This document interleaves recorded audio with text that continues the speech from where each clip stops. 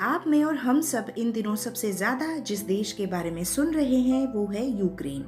यहाँ क्या हो रहा है, क्यों हो रहा है, कब तक रुकेगा या रुकेगा भी कि नहीं, ये कोई नहीं जानता। जानते हैं तो बस केवल ईश्वर।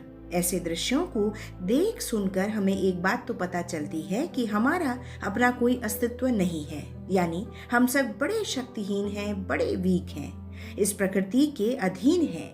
प्रकृति के अधीन यानी ये सब जो कुछ भी हो रहा है वो सब प्रकृति के द्वारा, इस नेचर के द्वारा पहले से निश्चित कर दिया गया था।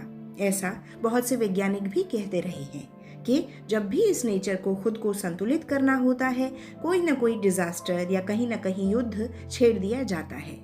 सुनने में थोड़ा सा अलग लगता है ना, पर ये सत्य है। अगर हम गुरुजनों की माने या अपने स्पिरिचुअल टीचर्स की माने तो वो ये कहते हैं कि ये सब कुछ पूर्व निर्धारित है, इसलिए ये भी पहले से निश्चित था।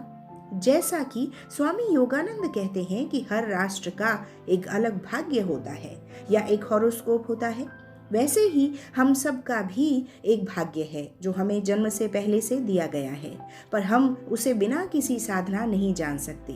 हम ये सब कुछ सोचते हैं जो हमें नहीं सोचना चाहिए। जैसे अगर कोई दुनिया से जा रहा है, हमें लगता है हम नहीं जाने वाले, किसी और के साथ बुरा हो रहा है, हमारे साथ नहीं होने वाला, और बस हम यही गलती करते हैं। रोज की जिंदगी में हम खुद में उलझकर भूल से गए हैं कि हमें क्या करना है। हम सब यहाँ कुछ अच्छे काम करने के लिए भेजे गए हैं, जैसे प्रार्थना करना, ध्यान करना, मेडिटेशन करना, कभी अपने लिए तो कभी दूसरों के लिए। देखिए, कहा जाता है कि ये सारा विश्व एनर्जी से चल रहा है, एवरीथिंग इज एनर्जी। इसलिए विचारों को बहुत बड़ी फोर्स कहा गया है, थॉट्स आपके बहुत बड़ी फोर्स हैं। इसीलिए बिना देर किए हुए हम सबको अपने विचारों का प्रयोग करके प्रार्थना करनी है, यानी कुछ अच्छे काम करने हैं। प्रार्थना करें ना सिर्फ उन लोगों के लिए जो वहाँ हैं, बल्कि उनके लिए भी जिनके परिजन पीछे कहीं छूट गए हैं, जो उस देश में ना होते हुए भी मानसिक रूप से वहीं हैं। प्रार्थना कीजिए हर उस मनुष्य के लिए जो इस युद्ध से जुड़ा है। आपकी प्रार्थनाएं भी आपके अच्छे कर्मों में दर्ज की जाएंगी और दूसरों को बचाएंगी। इतना तो हम कर ही सकते हैं। जीवन के यथार्थ को समझने की कोशिश कीजिए। यहाँ सब कुछ पूर्व निर्धारित है, प्रारब्ध है, यानी सब कुछ पहले से ही प्रकृति के द्वारा निश्चित कर दिया जाता है।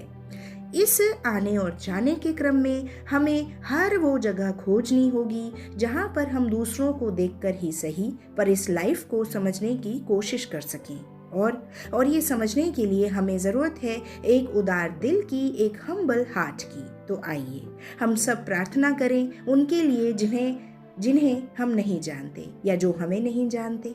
प्रे करें उनके लिए जिन्हें हमारी प्रे की ज़रूरत है। पता नहीं कब कहाँ किसकी दुआ कबूल हो जाए। तो बस आज यहीं तक, हम फिर मिलते हैं नेक्स्ट एपिसोड में। तब तक के लिए आप अपना ध्यान रखिए और खूब प्रार्थना कीजिए। Thank you.